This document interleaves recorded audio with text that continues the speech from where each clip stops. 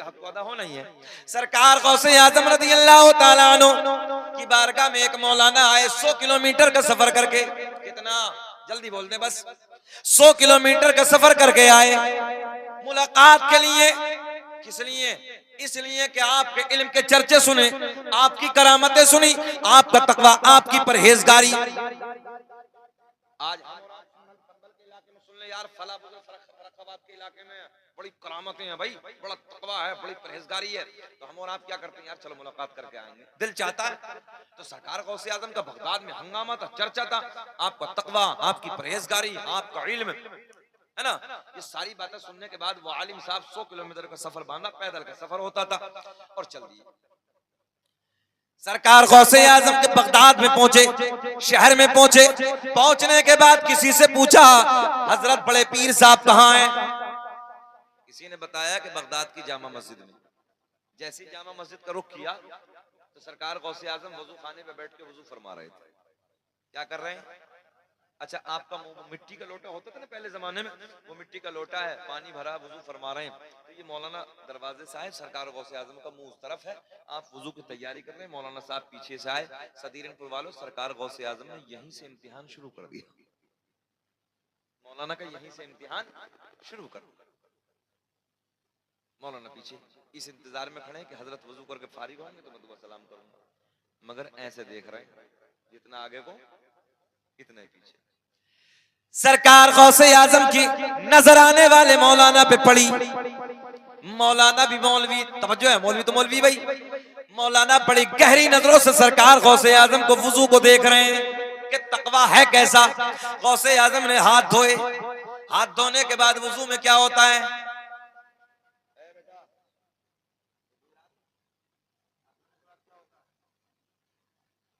अल्लाह खुश रखे, हाथ धोने के बाद पक्का है ना। मगर सरकार गौसे आजम ने कुल्ला नहीं बल्कि नाक में पानी डाला और फिर कुल्ला, पहले नाक में पानी फिर कुल्ला, और होना क्या था, पहले कुल्ला फिर नाक में पानी। मौलाना भी अड़ियल थे, मौलाना कहने लगे यार बड़ा तकवा, बड़ी परहेजगारी, बड़ा इल्म है, इनको तो वजू करना भी नहीं आ रहा। वापस जाने लगे।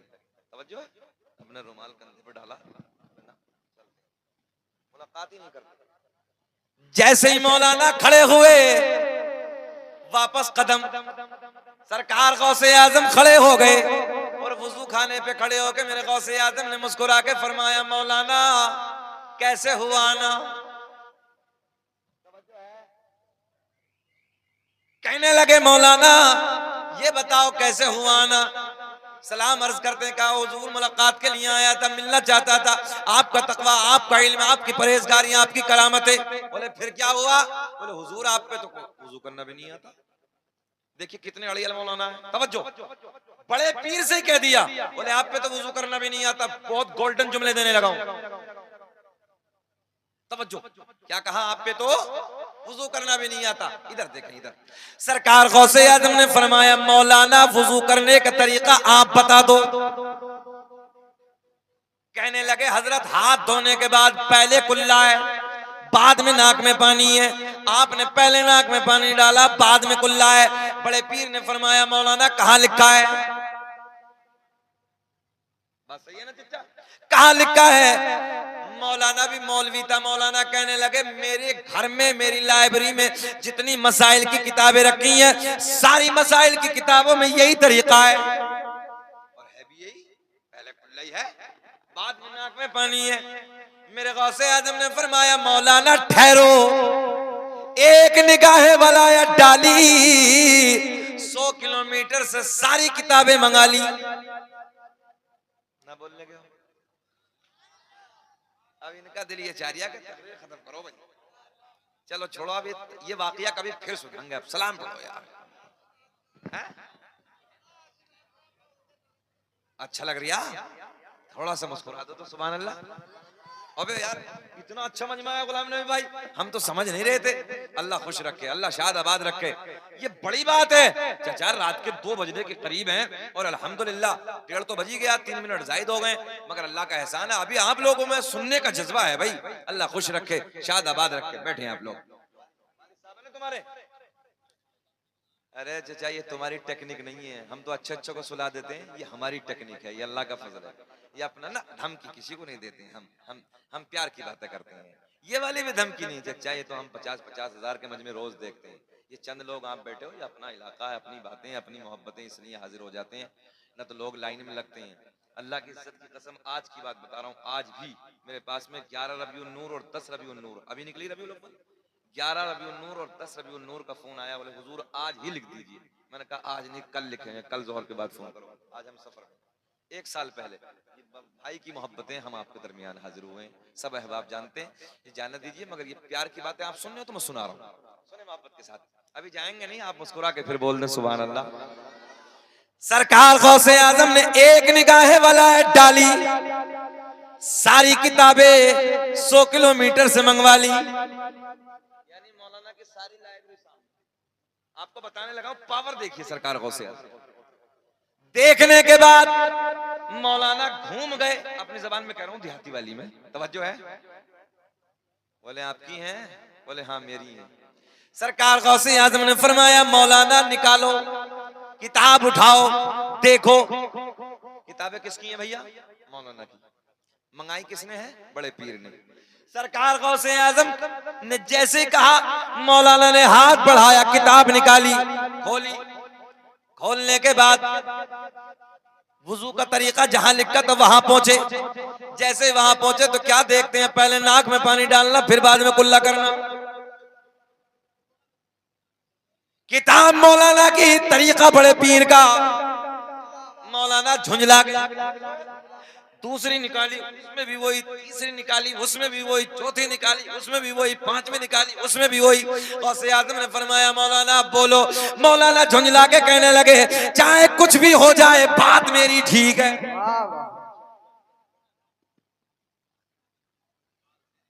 किताबों में गलत लिखा है, बात मेरी ठीक है। पहले कुल्ला ही है, बाद में नाक में पानी है। सरकार गौसे आजम ने फरमाया नहीं मानोगे? बोले ना हुजूर पहले ही, पहले। बोले अच्छा। बड़े पीर ने फरमाया जमीन फट जा। जमीन फट गई। बोले मौलाना को पकड़। मौलाना नाफ तक दबे। कितने? जल्दी बोल दो। देखो मौलवी के दबने पे सब्र, कितने खुश हो रहे हैं मौलवी तो मर जाए। सबके लबों पे मुस्कुराहट। 1 घंटा बोलते बोलते हो गया गुलाम नहीं भाई, कोई ना मुस्कुराया, मगर मौलाना दफन हो रहे तो सब मुस्कुरा रहे।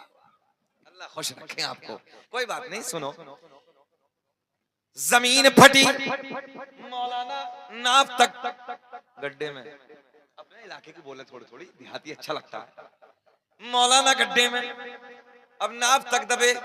गौसे आजम ने फरमाया मौलाना ये बताओ पहले कुल्ला, पहले नाक में पानी है? कहने लगे चाहे कुछ भी हो जाए पहले कुल्ला ही है, बात मेरी ठीक है। गौसे आजम ने फरमाया जमीन और फट, जमीन और फटी। कहां तक? गले तक। कुछ तो सोच रहे होंगे, एक दफा और कह दें मौलाना गड़म, जो है मौलाना गड़म, मगर नहीं। अच्छा ये बताओ एक दफा और दबवा दें या निकाल दें? निकालने निकालने वाले ज्यादा हैं। अल्लाह खुश रखे, अपना इलाका उलमा से प्यार करता है। सुने मोहब्बत के साथ, मौलाना गले तक दबे। आज का कोई मौलाना होता, सीधी बात करें हम तो, देखो भाई आज का होता तो यही कह देता जी तुम्हारी ठीक है मेरी जान बख्शो। गलत तो नहीं कह रहा भाई आप? शाहनवाज बहुत हंसी आ रही। अभी तो फंसोगे कल को, टेंशन मतलब, बड़े बड़े अच्छे देखे हैं हंसते हुए हमने। आज आज और मुस्कुरा लो, आखिरी तारीख और है। बड़े बड़े सूरमा के मुंह में ना अजीब रंग पैदा हो जाता है, मगर कोई बात नहीं, अल्लाह खुश रखे, भाई है हमारा यार, अल्लाह सलामत रखे। मैं तो दुआ ये करता हूँ सदा मुस्कुराते रहे ऐसे ही। जिंदगी अगर सही जियोगे तो सच ये है कि असल जिंदगी होती शादी के बाद शुरू। असल जिंदगी होनहार जिंदगी, दानिश्वर जिंदगी अगर होती है, सलीकेमंद जिंदगी। अभी तो लड़कपन था, अब तो बाबा भी कहेंगे गुरुद्वार हो गया, माँ भी कहेगी जिम्मेदार हो गया, रिश्तेदार भी कहेंगे जिम्मेदार है, ये बातें मत कर। फिर उसके बाद जब बच्चा पैदा, तुझे शर्म नहीं आती एक बच्चे का बाप हो गया? बोलो बोलो, हैं? तुझे हया नहीं आती ये बातें करते हुए? फिर अल्लाह ने दूसरा दे दिया, 2 बच्चों का बाप होगा, गैरत से डूब जा। लोग ताने देते तो फिर सोचता कि यार सुधरना ही बेहतर है। हमने बड़े बड़े मक्कारों को सुधरते देखा है। तो बाबू ये रंग जो है अजीब है, ना खुश रखे, तुम्हारे लिए इतनी दुआएं करती है मैंने बहुत। सुने मोहब्बत के साथ, अल्लाह सलामत रखे। गौसे आजम ने फरमाया मौलाना अब बोलो। कहने लगे हजरत गले तक दबाओ चाहे कुछ भी हो जाए, बात मेरी ठीक है।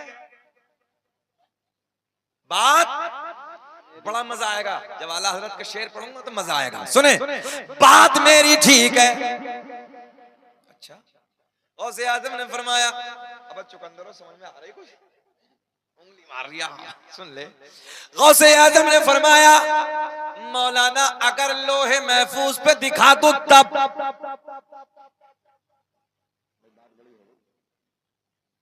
बहुत बड़ी हो गई, पर्दे के ऊपर नहीं लोहे महफूज, कभी यही समझ रहे हो, तवज्जो है। गौसे आजम ने फरमाया मौलाना अगर लोहे महफूज पे दिखा दो तब। कहने लगे जी दिखाओ। गौसे आजम ने फरमाया मौलाना नजरें उठाओ। गौसे आजम ने फरमाया नजरें उठाओ।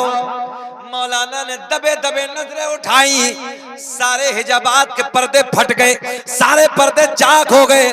सामने क्या देखा कि लोहे महफूज नजर आने लगा। बोले अब देखो मौलाना इतने दबे हैं, मगर जब लोहे महफूज पे देखा तो लोहे महफूज पे भी वही लिखा है जो बड़े पीर का तरीका है। बोल दो यार सुभान अल्लाह। लोहे महफूज पे भी वही लिखा है जो बड़े पीर ने फरमाया, पहले नाक में पानी बाद में कुल्ला। बात बड़ी हो गई, बात बहुत बड़ी हो गई। सरकार गौसे आजम ने फरमाया मौलाना अब बोलो। मौलाना अब बोलो। कहने लगे जी वो अपनी जगह मगर बात मेरी ठीक है।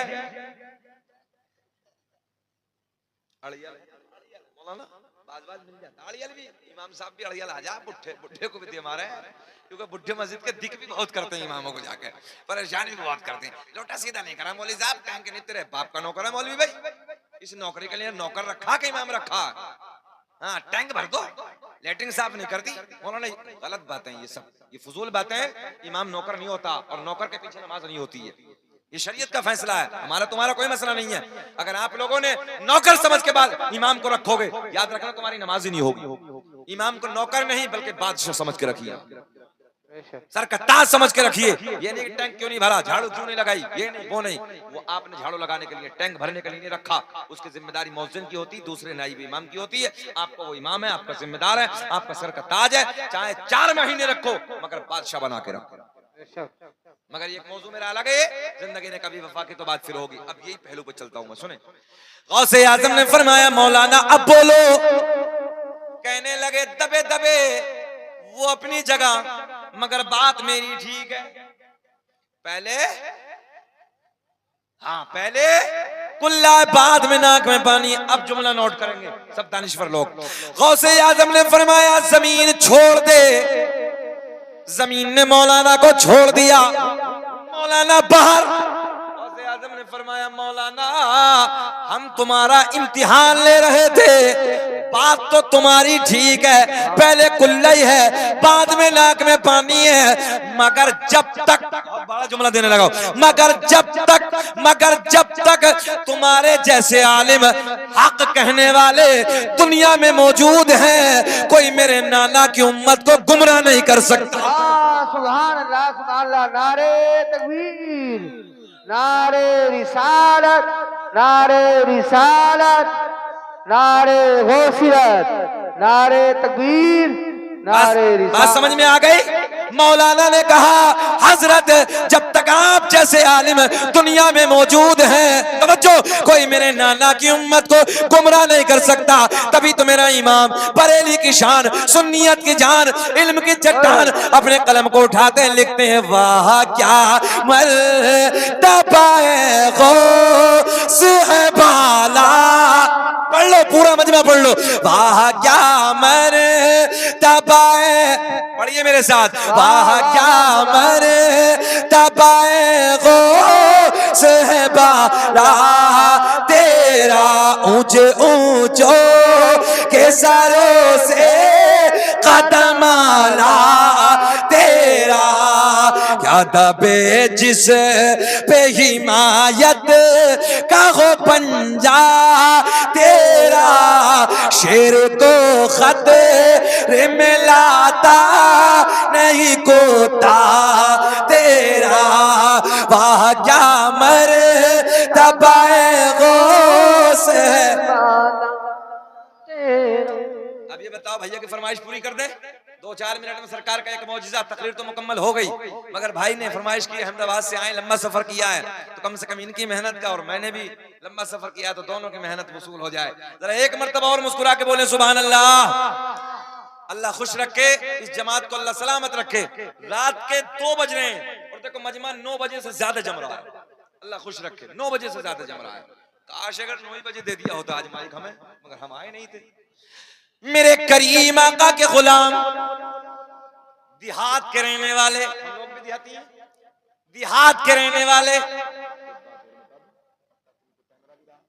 कान हम लोगों के लिए कैमरों से ज्यादा हो गए, ये पूरी दुनिया में पहुंचा देते हैं। आज भी इसके नबी देहातों में ज्यादा है, मैं सही कह रहा हूँ। हमने चाचा है जलसों में ज्यादा, जो जलसों में इश्क देहातों में मिलता है, अल्लाह की इज्जत की कसम शहरों में आज भी नबी का इश्क लोगों के दिलों में देहातों में ज्यादा है। ये सच्चाई है, ये नापा है हमने। हाँ, शहरों में तो नवाब होते हैं सब, कोई पता नहीं उन्हें नामूस रिसालत का, कोई पता नहीं इश्क नबी का, अपने काम से फुर्सत नहीं उन लोगों को। आज भी मर मिटने को अगर कोई तैयार है, वो देहात का अपने नबी की मोहब्बत में मिटने को तैयार है। और मैं तो 80% जल्द से देहात में जाता हूँ, मुझे लगता है बहुत अच्छा लगता है।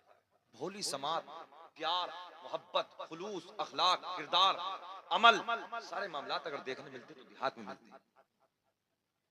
मेरे करीम आका के गुलाम, आखिरी मौजूदा सरकार का सुन ले, बात खत्म कर रहे हैं। सरकार का शजरा भी पढ़ेंगे, उसी पे खत्म कर देंगे। सुने, देहात के रहने वाले, मदीने से 8-10 किलोमीटर के फासले से देहात था।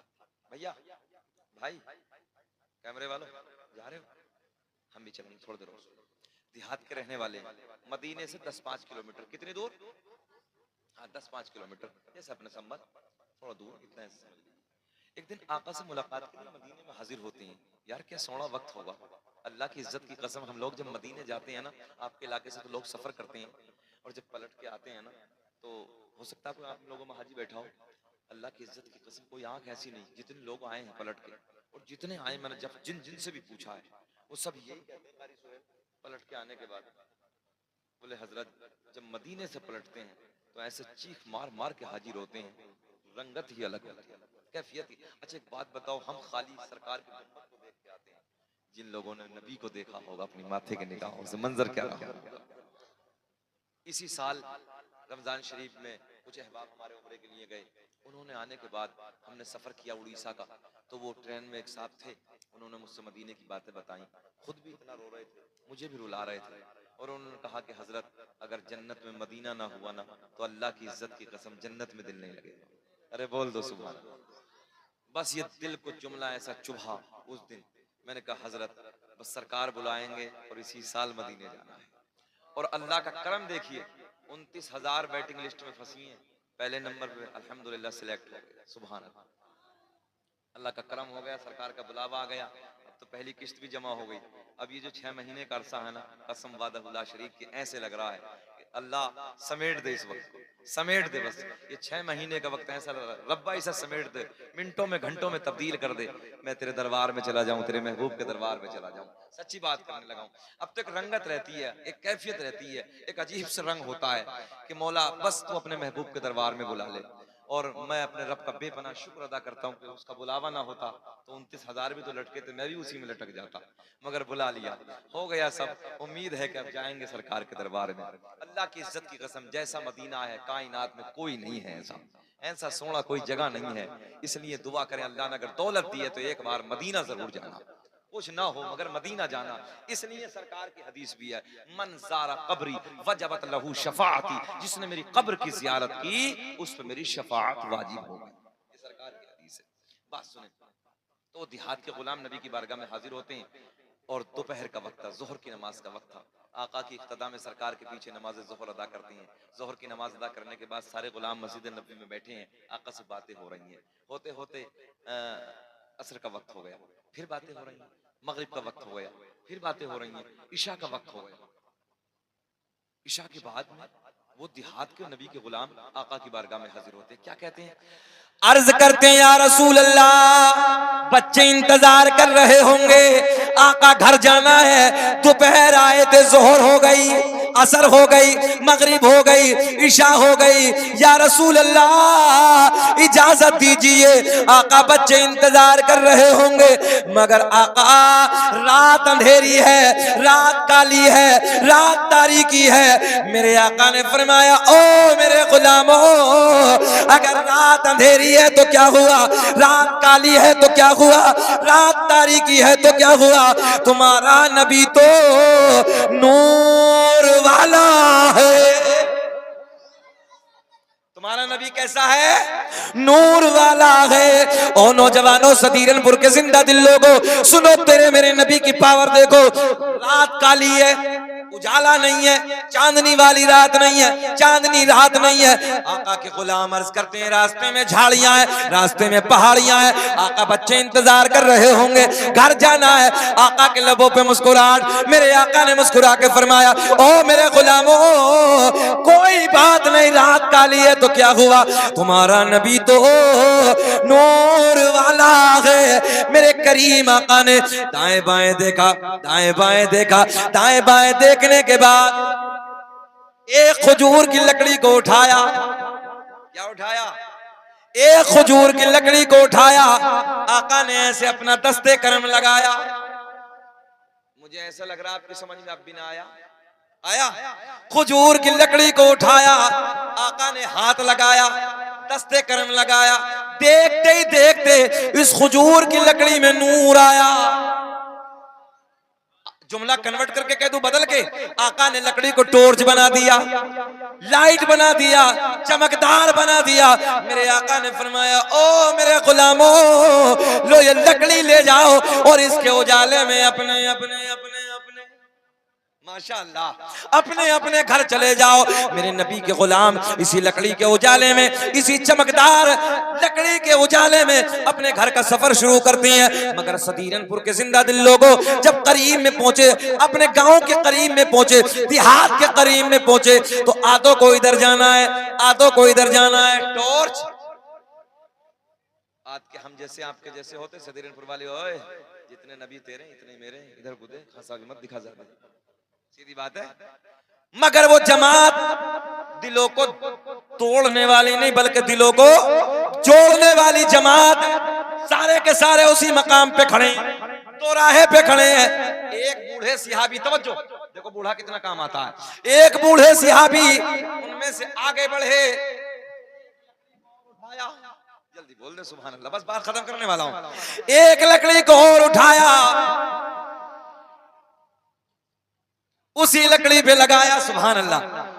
बस देखते ही देखते उस लकड़ी में भी नूर आया।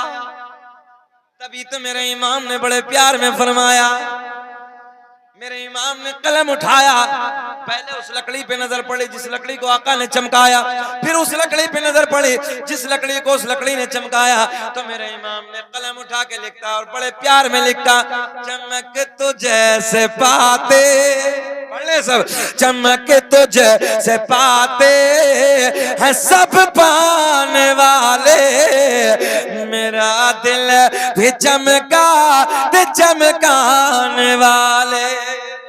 और ये नूर किसे किसे मिला, सरकार का शजरा, बात खत्म कर लेते हैं। और अल्लाह का बड़ा एहसान, सीना चौड़ा करके हम कहते हैं, कैमरों के सामने भी इस बात को कहते हैं, और ये अहबाब सब जानते हैं, ये सरकार का शजरा इस भारत में अगर सबसे पहले किसी ने पढ़ा है तो वो शकील अहमद रज़वी ने पढ़ा है। नकले लोगों ने बात बहुत की है, मगर अब सुनिए, दुनिया का पहला इंसान, दुनिया का पहला आदमी हजरत आदम अलैहिस्सलाम। आदम अलैहिस्सलाम, आदम के बेटे शीस हैं, शीस के बेटे यानस हैं, यानस के बेटे कैनान हैं, कैनान के बेटे महलाइल, महलाइल के बेटे बयारत, बयारत के बेटे इदरीस, इदरीस के बेटे मुतवश्शिक, मुतवश्शिक के बेटे नमकलेग नाम, नमकलेग नाम के बेटे नूनू के बेटे साम, साम के बेटे जुल्हाद, जुल्हाद के बेटे शालिक, शालिक के बेटे आबिर, आबिर के बेटे दाता, दाता के बेटे रावा, रावा के बेटे सारुक, सारुक के बेटे नाखोर, नाखोर के बेटे तारिक, तारिक के बेटे इब्राहिम खलीलुल्लाह। कब बोलोगे सुभान अल्लाह? खलीलुल्लाह इब्राहिम खलीलुल्लाह के बेटे इस्माइल ज़बीहुल्लाह, इस्माइल ज़बीहुल्लाह के बेटे कैदार, कैदार के बेटे अवाम, अवाम के बेटे हमल, हमल के बेटे साबित, साबित के बेटे सलमान, सलमान के बेटे अलहैसा, अलहैसा के बेटे अलियसा, अलियसा के बेटे औद, औद के बेटे अव्वा, अव्वा के बेटे अदनान, अदनान के बेटे माद, माद के बेटे नज़ार, नज़ार के बेटे मुदर, मुदर के बेटे इलियास, इलियास के बेटे मुदरिका, मुदरिका के बेटे खजीमा, खजीमा के बेटे किनाना, किनाना के बेटे नजर, नजर के बेटे मालिक, मालिक के बेटे फहर, फहर के बेटे गालिब, गालिब के बेटे लुई, लुई के बेटे काब, काब के बेटे मुर्रा, मुर्रा के बेटे किलाब, किलाब के बेटे कुसै, कुसै के बेटे अब्द मुनाफ, अब्द मुनाफ के बेटे हाशिम, नबी के परदादा हाशिम के बेटे अब्दुल मुत्तलिब, नबी के सगे दादा अब्दुल मुत्तलिब के बेटे अब्दुल्ला, पूरा मजमा खड़े होकर बोलो अब्दुल्ला के बेटे मोहम्मदुर रसूलुल्लाह। तभी तो हमने पूरी दुनिया में ऐलान किया फजले रब्बुल उला, पढ़ लो फजले रब्बुल उला, और क्या चाहिए, मिल गए मुस्तफा, और क्या मुस्तफा जान